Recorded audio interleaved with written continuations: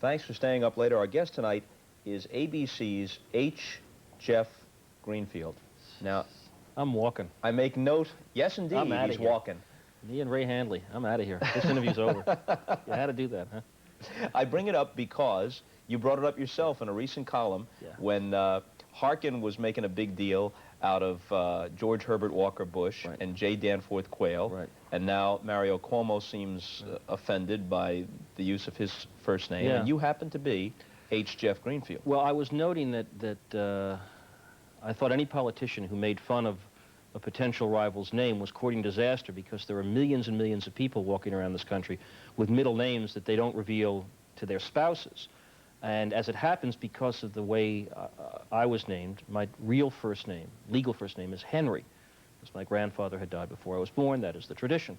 So I've had to go through life a lot of times with driver's licenses or credit cards or whatever that say H. Jeff Greenfield, which makes me sound like I'm competing in the Gentile for a Day contest. And I was simply warning Harkin that he might want to ease up on George Herbert Walker Bush, lest he lose a lot of votes. Well, the obvious intent here is Harkin the populist trying to make a point that all these Republican guys are a bunch of guys on a yacht. Absolutely. They're all these preppy patrician guys. You bet, drinking Chablis and nibbling Brie. And the counterweight is, I mean, this is one of the great battles in American politics. So I'm glad you asked that question, as politicians say when you show them their tax returns. It's a constant that no politician wants to think of himself as well-born. And so George Bush, you remember, in 1988 made much of the fact that his favorite snack was pork rinds, and he was a devotee of country music. And during the New Hampshire primary, when he'd been battered in Iowa and he was trying to show he was a regular guy, he was driving trucks and wearing John Deere caps, and generally, and we're going to see this again. It's one of those, Jimmy Carter with the garment bag that he always carried himself. It's a very venerable, semi-amusing American political tradition. Once I want to see a candidate say, you know, my father was filthy rich, I was given the best of everything, and that means I don't have to steal.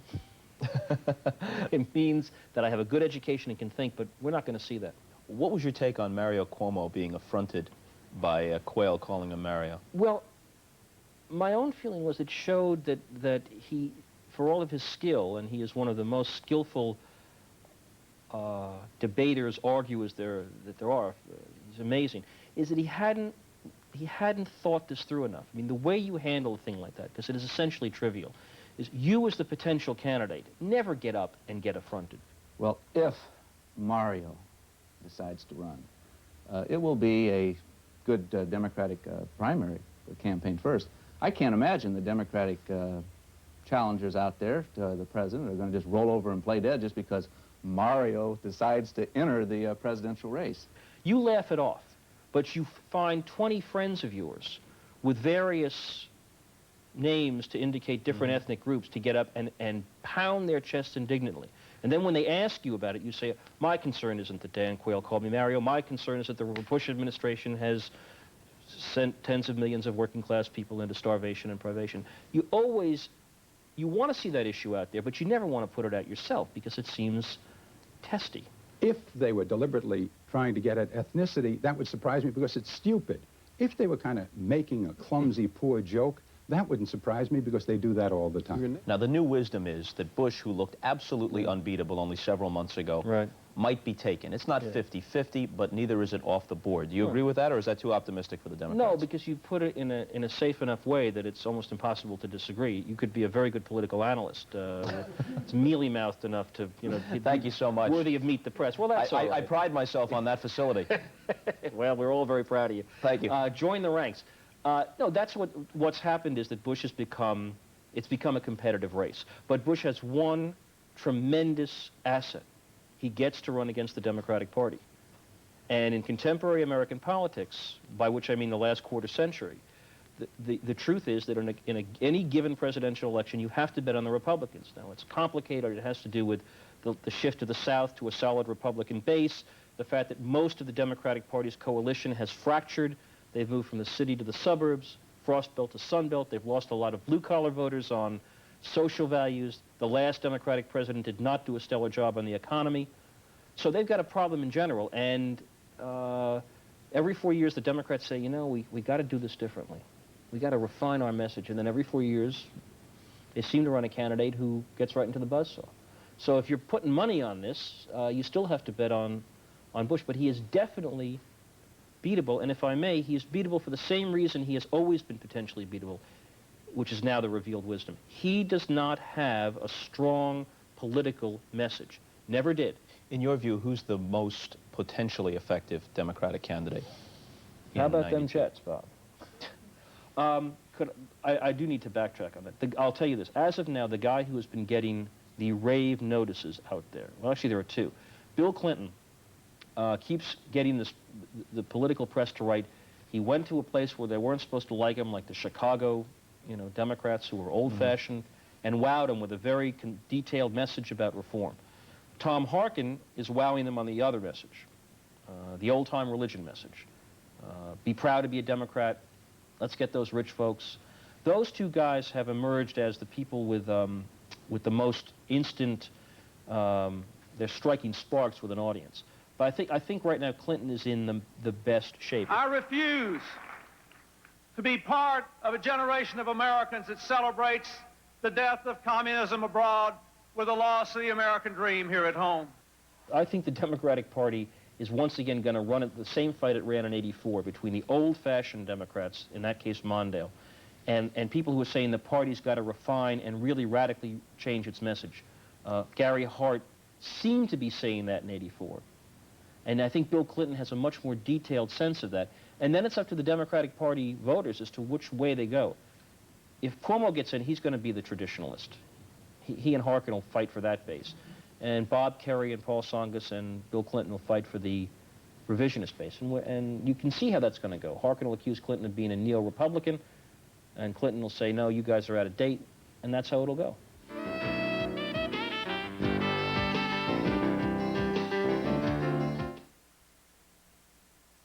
I've got great news for everyone who uses bleach to clean up the kitchen and bath. New Clorox Cleanup is a bleach, specially designed for cleaning. You see, Clorox added a special cleaner to bleach, so it cleans even better. Now you can clean up stains, clean up germs, and clean up greasy dirt bleach alone leaves behind. So, when you reach for a bleach to clean up, reach for the one with a special cleaner inside. New Clorox Cleanup. Cleans like bleach, only better. We're celebrating a new line of audio and video equipment with Ella Fitzgerald. Personal stereos, VCRs, camcorders, television, speakers, from Memorex. You can count on Sears for great Christmas values, like these pullover and cardigan cable sweaters, 25% off, as low as $17.99. The styles, colors, and looks you want, 25% off now, only at Sears. Mom, can I go out and play in the snow? Put your boots on. Oh, Mom. And here, take some nice vitamin C. Huh? Nice vitamin C drops give you a full day supply of vitamin C in every cooling drop. Cool. Bye. Don't forget your mittens. Nag, nag, nag. From those cold experts at Nice. Create a new holiday tradition at the Irondequoit Mall and capture the special memories of the season. Childlike hearts everywhere treasure the trinkets and trifles that Santa brings. Celebrate the holiday moments with gifts from the heart. Select a distinctive gift for the man in your life. Lavish him with luxuries of a well-dressed man and dazzle her with all that glitters from a selection of holiday merchandise. Shop the Irondequoit Mall, where all of your holiday wishes can come true.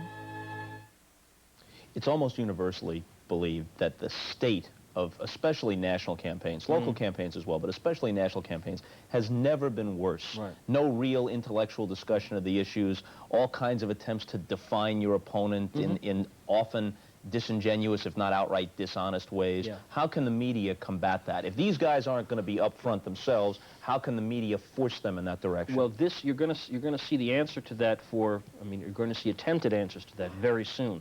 Because all the three major broadcast networks have all spent a lot of time trying to figure out why things went so wrong in '88, how we let the political handlers take control of the agenda.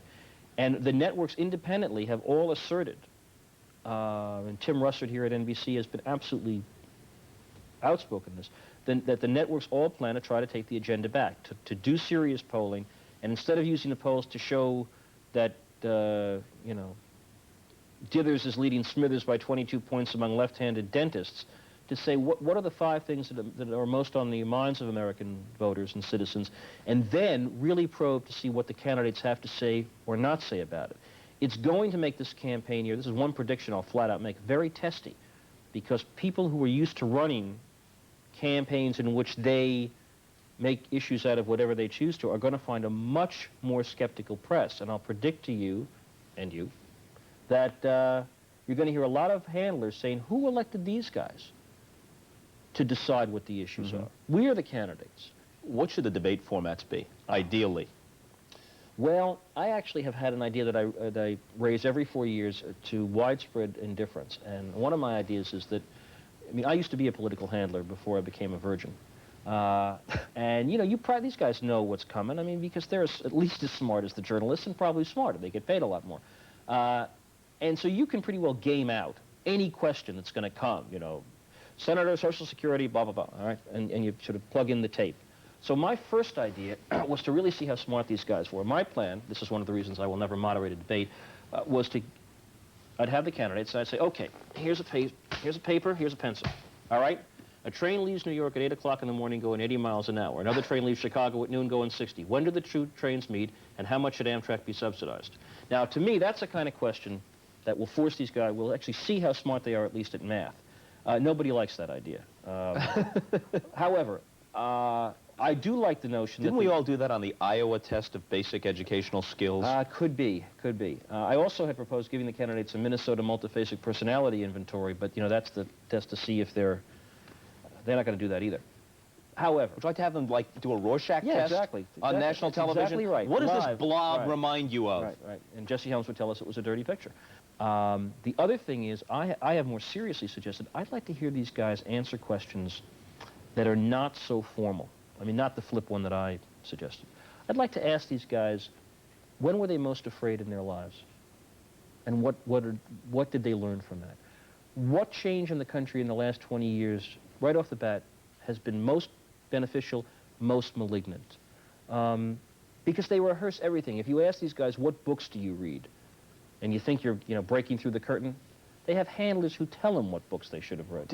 I think it was Bernard Shaw who tried to do that in '88. He posed the one question which he tried to personalize to Dukakis. Right. What if Kitty Dukakis were raped? What would your personal reaction be? And of course, Dukakis's way of handling that was so cold and disengaged, and it revealed something. That it revealed something and it hurt him. That's right. I think he also asked in the vice presidential debate. It might not have been Bernard. It seems to me it was. Doesn't matter. The question was asked, what was the last book you read, or a book you read that had the most impact on your life, and then also a person who had the most impact on your life? Brokaw asked them, what piece of advice did you get, or from anyone who most changed your life? And it was Quayle. I mean, given his life, he said that his grandma had said to him that you can be anything you want to be if you just set your mind to it.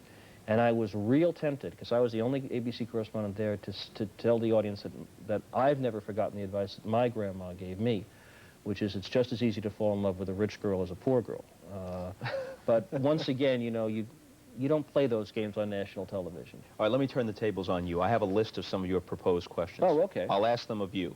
Okay. Give me a favorite line from a poem or a song that means something to you. And you would ask this of a presidential candidate. Box of Rain from the Grateful Dead. Such a long time to be gone and a short time to be here. Lots of wisdom in that. What's the most exciting event you ever witnessed? The first Ali Fraser fight. I thought I was going to drop dead of excitement. I never have been in an arena with a sheer, almost animal-like excitement at being at this event was higher. They carried 2 people out of that dead of heart attacks, by the way. I mean, so it was not imagined. But when that bell rang, I've never been in an arena like that in my life, or any other place. But now suppose you were a presidential candidate, right? Yeah. And that was your honest answer, and it's what came to you from the gut. That's what and you you do. gave it. Oh, I think people would go, yeah, I believe that. That sounds right.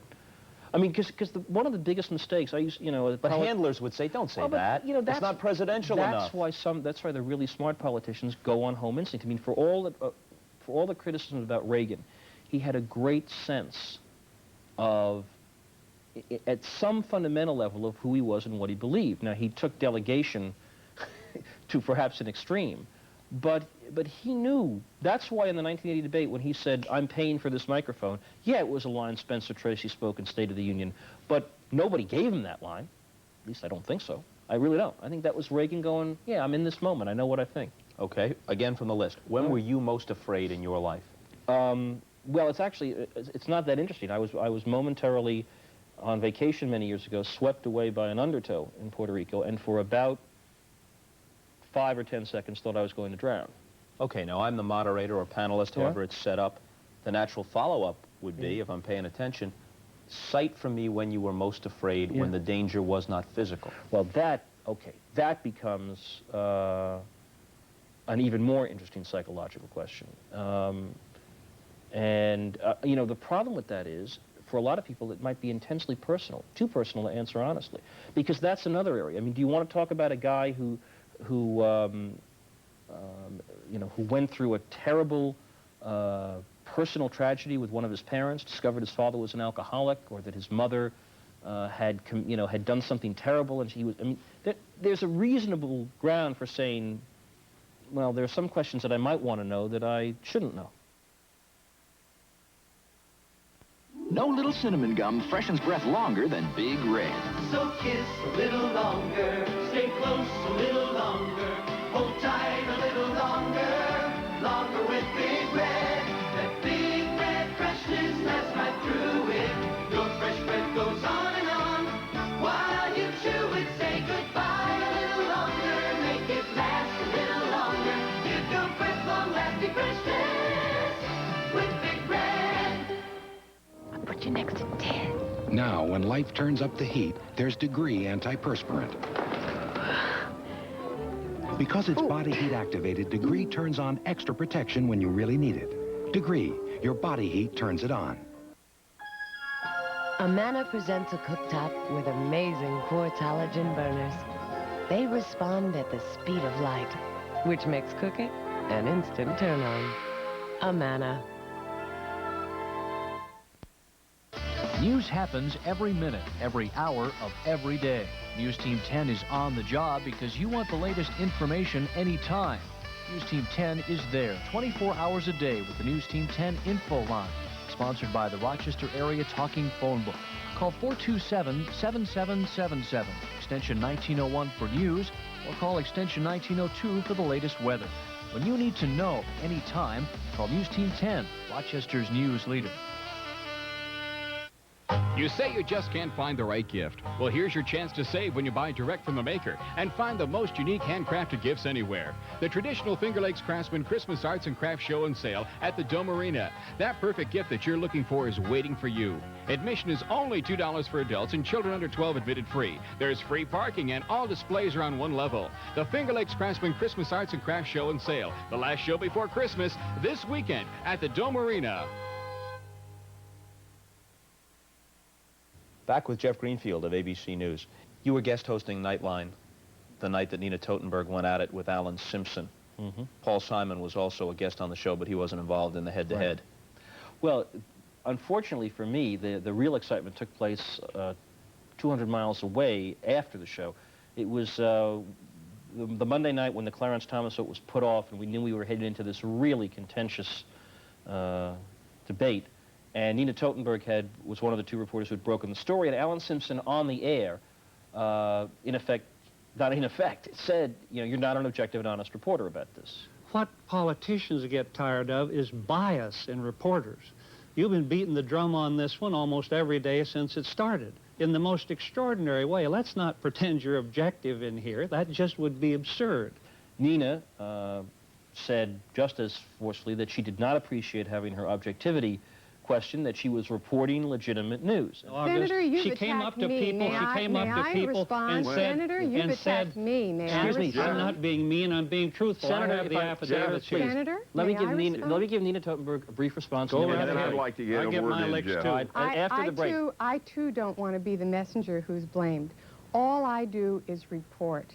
I don't know who's telling the truth here. There are inconsistencies on all sides. That's right. But I do know that I do not appreciate being blamed just because I do my job and report the news. I don't care. Excuse me, you know, Senator, I didn't ask you to appreciate. I'm asking you about affidavits. Senators, this is force majeure. I'm going to give Senator Simon a chance to get in. I'm going to give you a chance. We'll give everybody a chance within the limits of commercial television when we continue our discussion in a moment.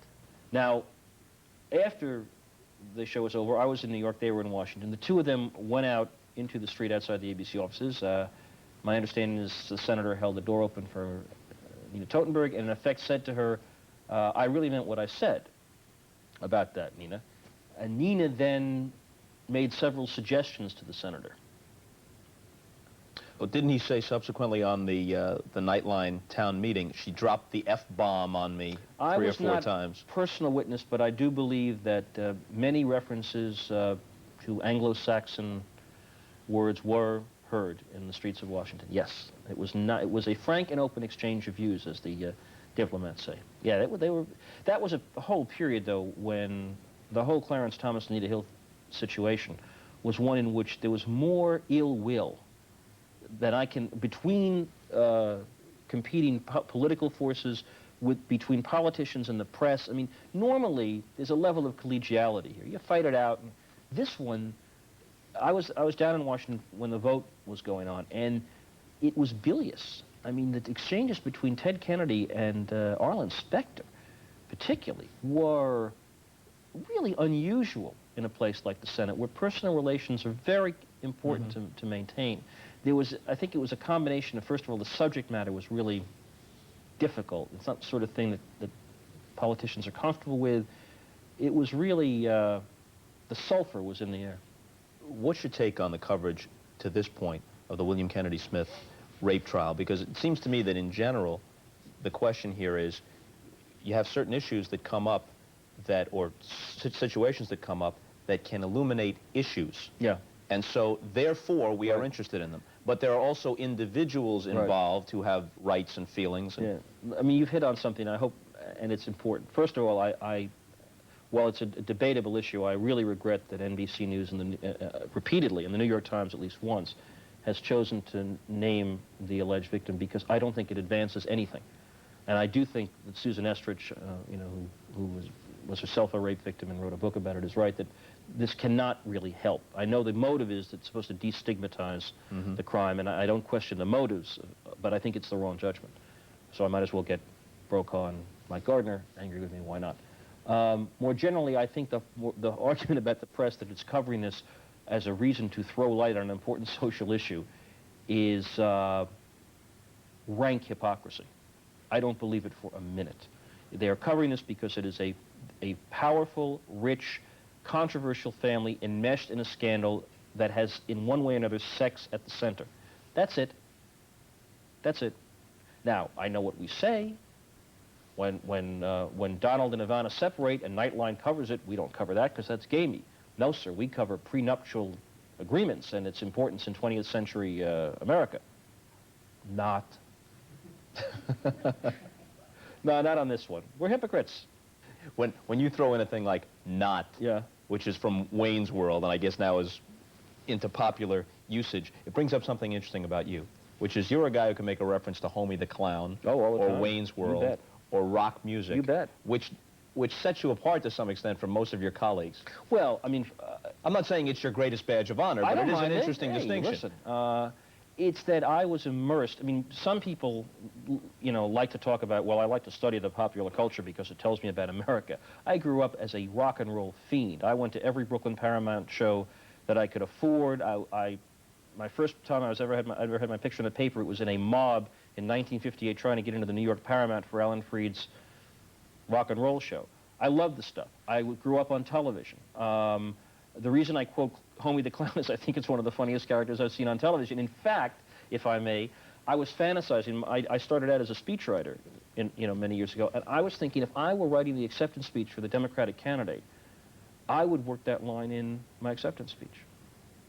I would say... Homie, don't play that? No. I would say, and George Bush tells us that economic times have never been better. I don't think so.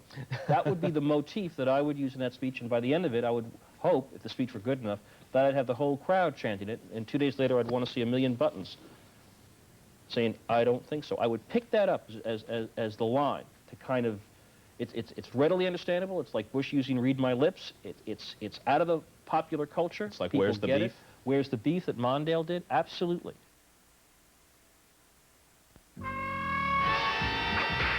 The adult world is designed to keep us moving.